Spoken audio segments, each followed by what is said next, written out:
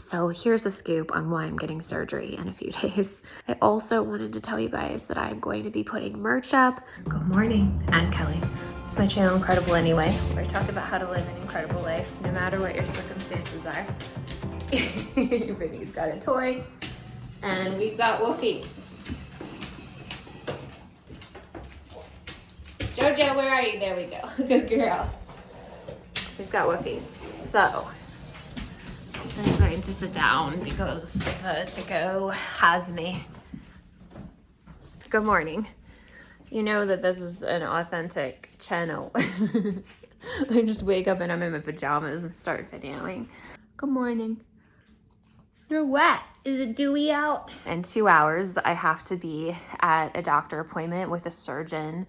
It's a consult for a port placement. Basically, a port is a portacath. It's something that's going to be placed underneath my skin. It has come up in conversation with my primary care doctor ever since we started these IV infusions, and I have a lot of friends with ports. A lot. My best friend has a port. I have been really hesitant to get one or even like talk about one because I really just don't want a device under my skin.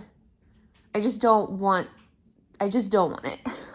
But I've had to reframe it because you guys may or may not know, I get IV infusions every week at the hospital. And I've been getting them since June of 2021.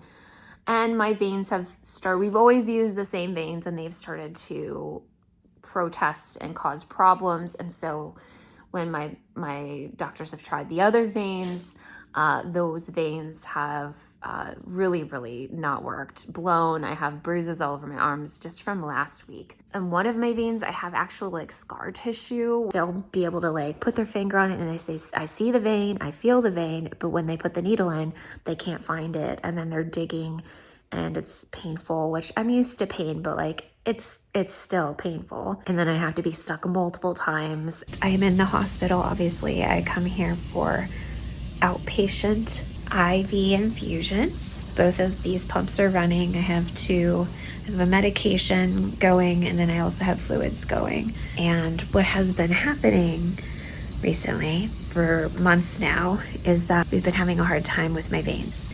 And you can see I got stuck. We actually had an IV in there. We have this in, she has the med, and she started to run the medication and the fluids, and it hurt. And I told her, and then she like kind of palpated it, and it really hurt, so she took it out. So we have it over here, which we've been trying to avoid, this elbow vein in both of my arms. And yesterday we had to do it in my right arm because, well, you can't see now because where the IV is, but we tried twice in my left arm and one vein blew, the other one didn't work either. And so we had to do this elbow because this one didn't work. Now we have to do this elbow, and the elbow veins are getting worn out, and sometimes like the pump will stop and not keep running.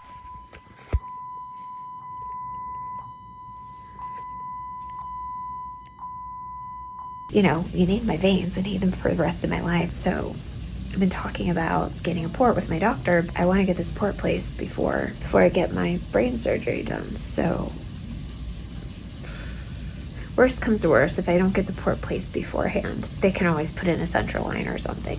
I'm so tired of getting really bad sticks and it hurt. Like I'm a tough cookie. Like I could get through this stuff. Like this is not a big deal. It hurts, but it's not a big deal compared to other things I deal with, right? But like they're veins, like they're important. We need to do something more than what we've been doing. It's just not sustainable. I know a lot of people who have them and have them for years successfully, but it is a risk and it is something that has to be maintained every month. Basically, a port is something placed under the skin, and then they're going to connect it to one of my bigger veins here. And that way they will have access. I just wanted to give you like the rundown of what is happening today. So I'm going to a port consultation. So my parents, I'm watching their 3 dogs. They're out of the country right now. And so the people that are driving me are my mom's friends. And this person I met once. It's really amazing. She's willing to drive me. Tomorrow I have an appointment where I'm going to be using public transportation, the handicap accessible public transportation. So that's going to be adventure 2. I've got a full next few days, and he's listening to me very intently. He has no clue I'm not talking to him. Good boy. Where is the fifth animal? I have thought 5, and I can only count 4 right now. Do you know where she is? Honey, I'm okay. I'm gonna be okay. 5th dog. The reason I'm antsy to get this appointment over with is because I don't know what's gonna, like, I don't know the plans. Like, I don't know how things are gonna go. You know, like, I don't know if they're gonna be able to schedule me next week for the surgery. If they schedule me next week, then it means my best friend is coming to help me. If it's scheduled the following week, that means my parents will be back. It's just like there's a lot of unknown, and I just like to know what's gonna happen.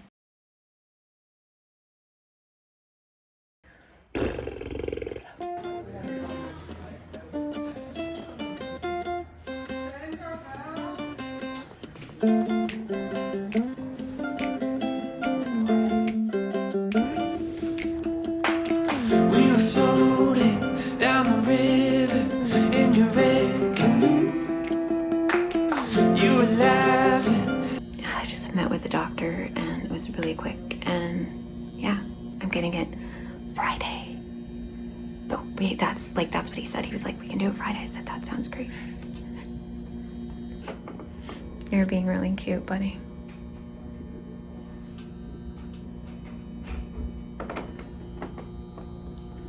I think people often wonder like how he is with having the harness on him. He can lay and relax and sleep anywhere. Like, he got himself into this position. Such a good boy. Doing such good work, love. Today is Tuesday. On Friday, I'm having surgery. Not brain surgery. Brain surgery is 30 days from today. It's 4 weeks and 2 days. Who knew I'd be having surgery while my parents are out of the country? But my mom and I had talked about this. We agreed that if I could get the surgery while they were gone, that would be better, because it would give me longer time to heal before my brain surgery. So basically, a portacath, or a port, is something that they're going to place a device. They're going to make a little cut incision in my right here, and they're going to place the device, the port, under my skin, and they're going to connect it to my vein. And this device will allow them to have easy access to a vein. So they'll put the needle into the device. That way we don't have to worry about whether my peripheral veins in my arms are working or not. It's like a bypass for that. It's just like an easier way to get medication in the body. And one of the nurses at the hospital, because I talked to a lot of them, because I really didn't want to do it. Like, it took a lot of weeks of my having problems with my veins for me to finally go, okay, I guess I need to do this. One of the nurses said to me that they recommend that if you're getting infusions even just once a month, that you get a port, and I get them every week. I'm so thankful, because this is going to help me with my veins. On the other hand, I really, really don't want it. I really don't want it, because I don't want a medical device in my body. Ports do come with risks, but here we are. This is what I need, so we're going to do it. And that's the surgery I'm going to have done on Friday. My best friend, Shanna, who you guys have seen on the vlog. I'm Shanna, and you are not alone. It has been a long time since she has come. She came to visit last February in 2022, and she was supposed to come again throughout like the summer and the fall. And my ears got so much worse, so we haven't seen each other since February of 2022. Shanna is going to come. Her dad's going to drive her, and then she's going to drive me to my surgery, and she's going to be here to watch over me as I recover. It was really hard for me to take this help, because I take so much help. I've been needing help for the last 17 and a half years, and I'm over it. I'm over needing help. But I'm really, really extremely grateful to her, to her parents, for being willing, like, it's just like, it's an amazing gift. It's an amazing thing. I can't tell you like the peace it gives me to know that she's going to be here. I talked to my mom on the phone earlier, and I could tell like she feels so much better knowing that Shanna's going to be here for me. Don't want to cry, but I'm so thankful for her.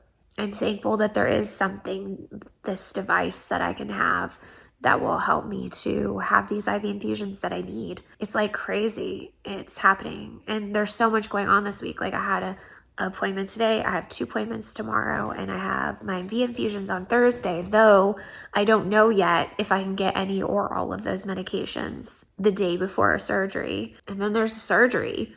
Like, just, yay. I know how to be strong.